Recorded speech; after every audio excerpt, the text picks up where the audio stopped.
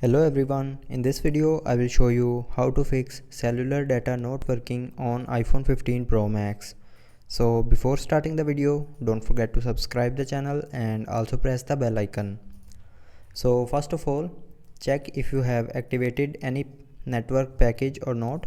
So if your package is activated but the cellular data is not working, then swipe down and open the control center, and from here turn on and off the aeroplane mode. So do it 2 to 3 times, and after that the cellular data will start working properly. But if it's not working, then open settings.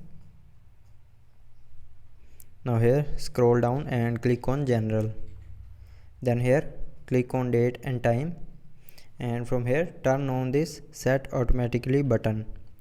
So set your date and time, and after that the cellular data will start working properly.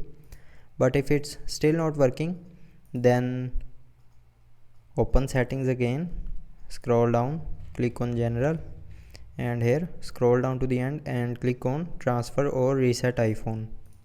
Then click on reset, and here click on reset network settings. Then enter the screen time passcode, and after that click on reset network settings to confirm. So when you click on reset network settings, it will reset all your network settings in your iPhone, but it will not delete any data from your iPhone. So after that restart your iPhone. So to restart, press and hold the power button and volume down button at the same time. Now swipe this icon to right side to restart your iPhone, and after restarting the cellular data will start working properly. But if it's still not working, then open settings, scroll down and click on general, and then click on software updates, and from here check if your iPhone is updated to the latest version or not. So if your iPhone is not updated, then update it to latest iOS version, and after that the mobile data will start working properly. So I hope you liked the video. Thanks for watching.